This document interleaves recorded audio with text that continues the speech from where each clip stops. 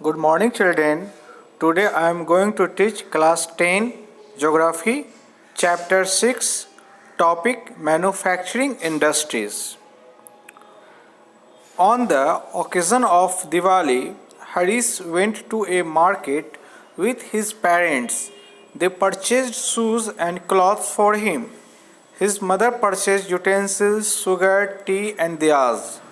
Harish observed that the shops in the market were flooded with items for sale.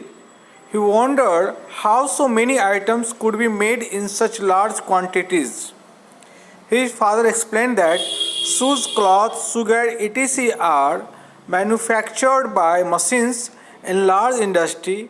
Some utensils are manufactured in small industry, while items like these are made by individual artisans in household industry. Diwali के अवसर पर हरीश अपने माता पिता के साथ बाजार जाता है। माता पिता उसके लिए जूते कपड़े खरीदते हैं।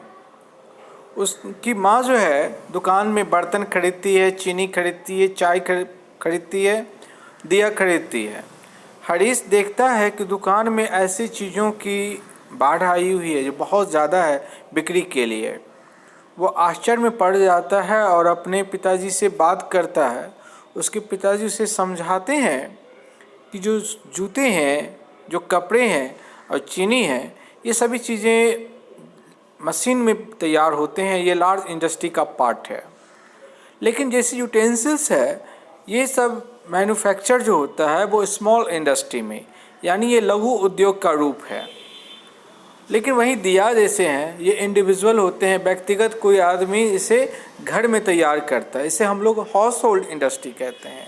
तो इंडस्ट्री को जो क्लासिफाइड किया गया है लार्ज इंडस्ट्री, स्मॉल इंडस्ट्री और हाउस होल्ड इंडस्ट्री में। Production of goods in large quantities after processing from raw material to more valuable product is called manufacturing. जब बृहद पैमाने पर जो कच्चे पदार्थ होते हैं उनको मशीन के द्वारा जो है उनको मूल्यवान चीज़ों में जब बदला जाता है तो उसे हम लोग मैन्युफैक्चरिंग कहते हैं। यानी जिसे हम लोग शुद्ध हिंदी में कहें तो विनिर्माण, यानी कच्चे पदार्थों से को मूल्यवान चीज़ों में बदलना। Do you know that paper is manufactured from would, जैसे कि कागज़ लकड़ी से तैयार होता है। शुगर फ्रॉम शुगर केन, और गन्ने से चीनी तैयार होती है। Iron and steel from iron और, आयरन और स्टील जो है सो लोहे की खनिज से। And aluminium from bauxite, aluminium bauxite से। Do you also know that some types of clothes are manufactured from yarn which itself is an industrial product. क्या आप ये भी जानते होंगे कि जैसे कपड़े के भी बहुत से प्रकार हैं। कपड़े जो है सो आपको सूत से तैयार होते हैं।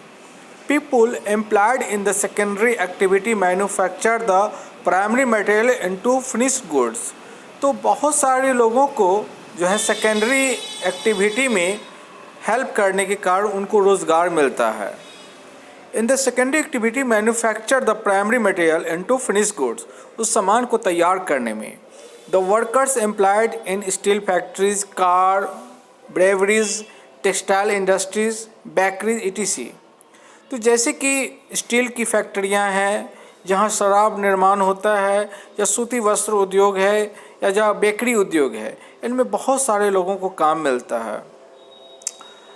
सम people are employed in providing service, कुछ लोग अपना सेवा देते हैं।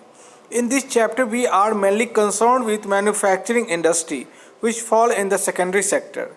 तो आज हम मुख्य रूप से जो है मैन्युफैक्चरिंग इंडस्ट्री के बारे में भी बात करेंगे जो सेकेंडरी सेक्टर में आते हैं। The economic strength of a country is measured by the development of manufacturing industry. किसी देश की आर्थिक ताकत जो है, उसकी आर्थिक शक्ति का जो माप होता है वो हमारे देश में मैन्युफैक्चरिंग इंडस्ट्री से ही पता चलता है। Importance of manufacturing.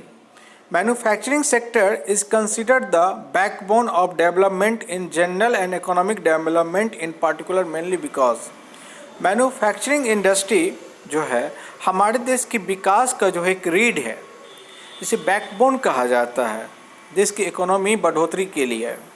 तो इसके कुछ ऐसे रीज़न हैं।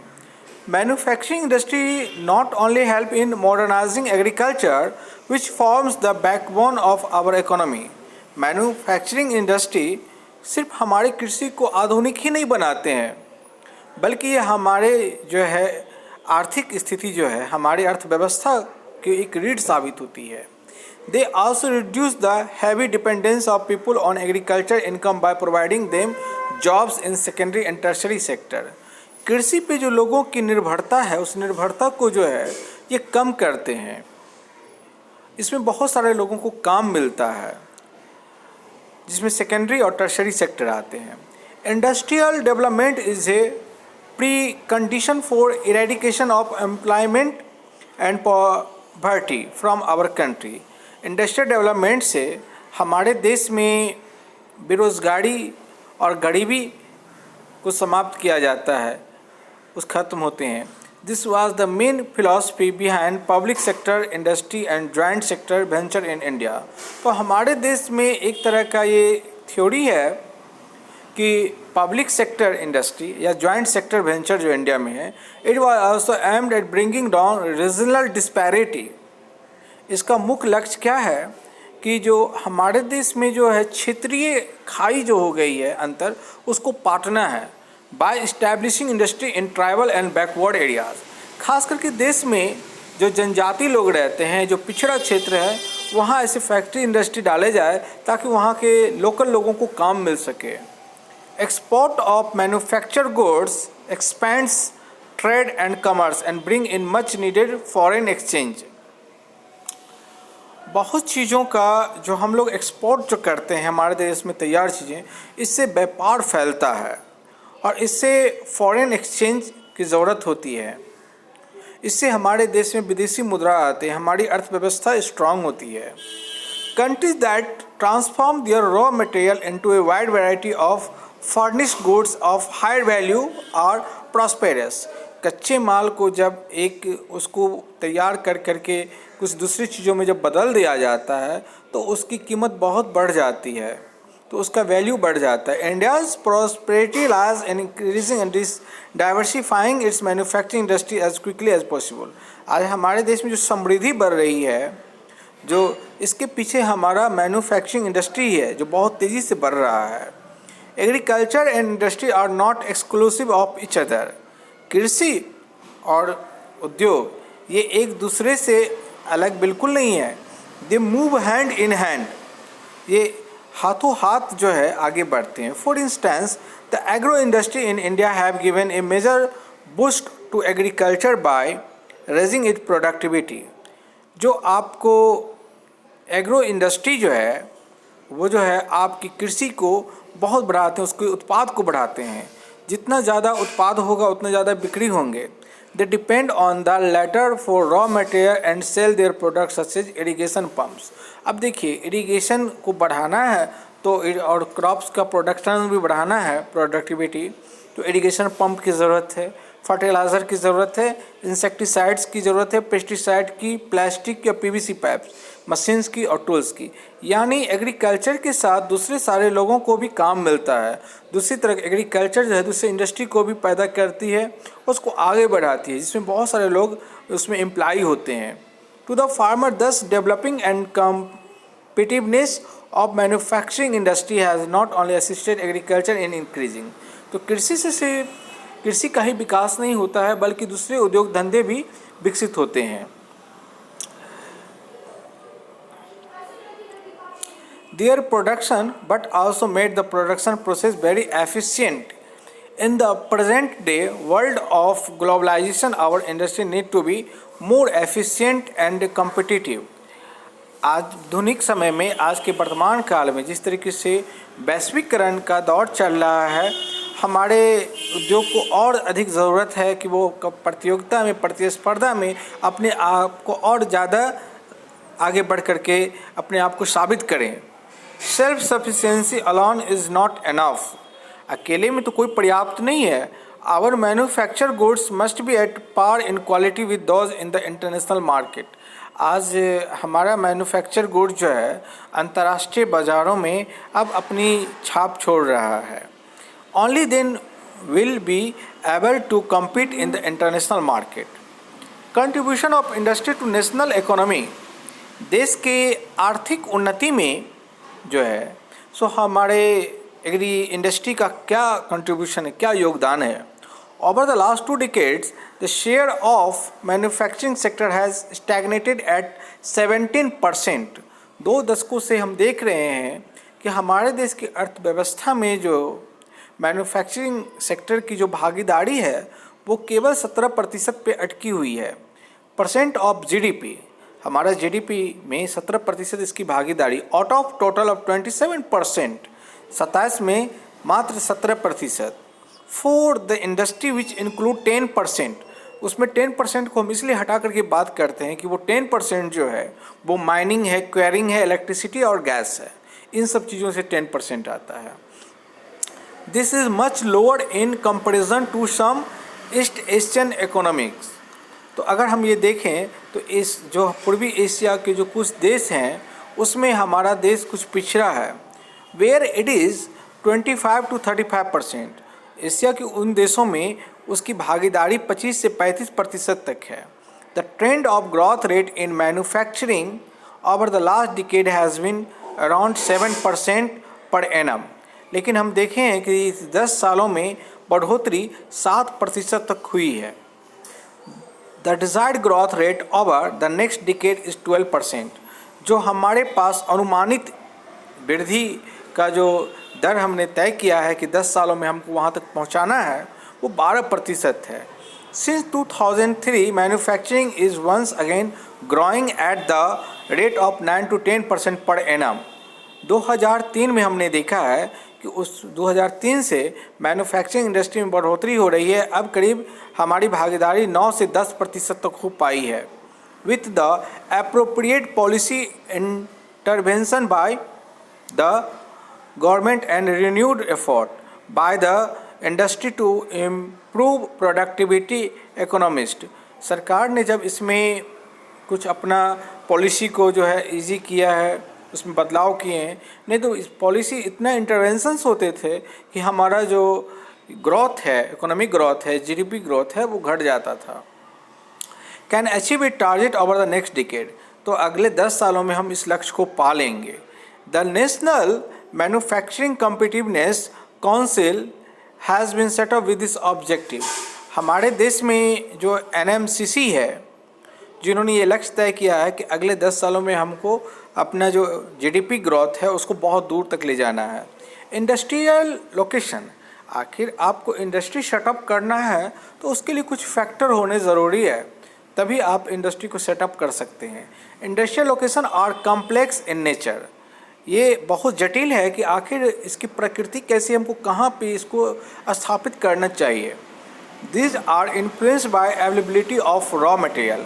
हमें उस जगह इसको इस्टेब्लिश करना चाहिए जहाँ कच्चे माल की उपलब्धता हो, लेबर मजदूर वहाँ मिल जाए, कैपिटल पूंजी आसानी से उपलब्ध हो, पावर यानी जो उसको चलाने के लिए जो इलेक्ट्रिसिटी है वो आसानी से अवेलेबल हो, एंड मार्केट बाज़ार जो है नियर होना चाहिए. तो इसमें क्या चाहिए? Raw material, labour, capital, power और आपको मार्केट. अगर ये सब चीज़ें उसको अवेलेबल हो पाता है तो हमारा इंडस्ट्री अच्छे से ग्रो करेगा. It is rarely possible to find all this factor available at one place. तो ये मुश्किल होता है कि एक ही जगह ये सारी चीज़ें उपलब्ध नहीं हो, लेकिन इंफ्रास्ट्रक्चर इस्टेब्लिश कर करके सब चीज़ों को पाया जाता है.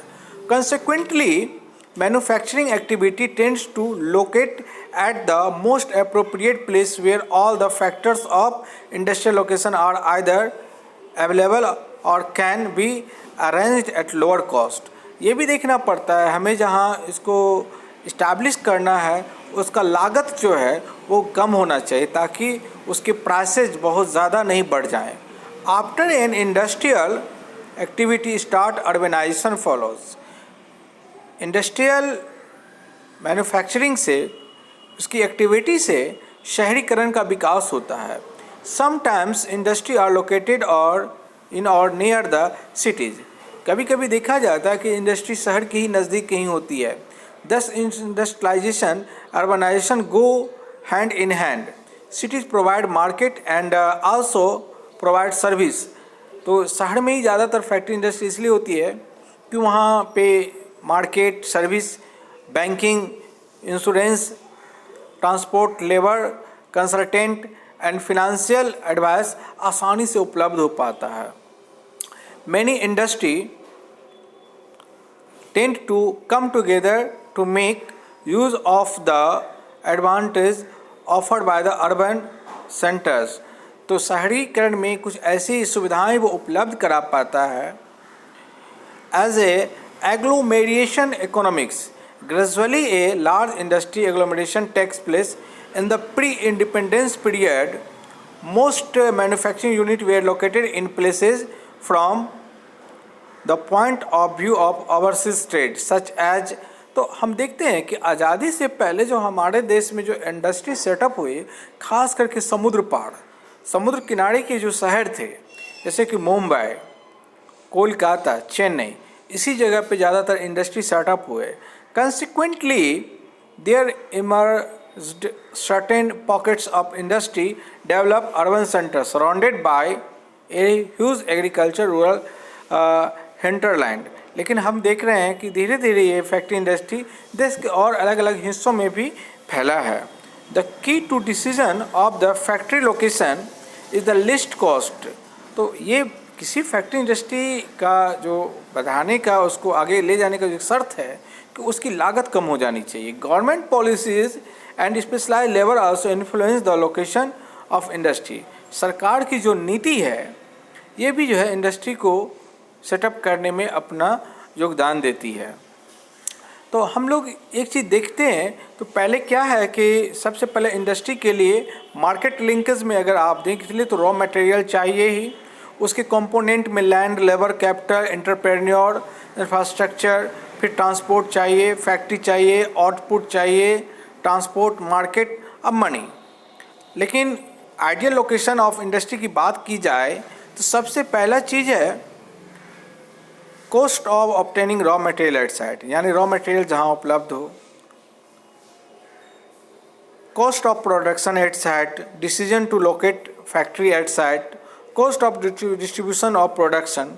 तो हम देख रहे हैं कि आखिर किसी फैक्ट्री इंडस्ट्री को सेटअप करने के लिए जो है सो रॉ मटेरियल की अवेलेबिलिटी होनी चाहिए, लेबर कॉस्ट कम होना चाहिए, मार्केट होना चाहिए, पावर होना चाहिए, और सबसे बड़ी चीज़ें ये है कि लेबर कॉस्ट ज़्यादा नहीं होना चाहिए। अगर ये सब चीज़ें होती हैं तो इंडस्ट्री सेटअप करते हैं, और ये इंडस्ट्रियलाइजेशन होने से एम्प्लॉयमेंट बढ़ता है, जो पॉवर्टी होती है वो रिड्यूस होती है, और देश की जो इकोनॉमिक कंडीशन होती है वो अच्छी होती है। तो इसमें हम आपको आज इतना पढ़ाए हैं, नेक्स्ट वीडियो में हम इससे आगे टॉपिक पढ़ाएंगे। Thank you.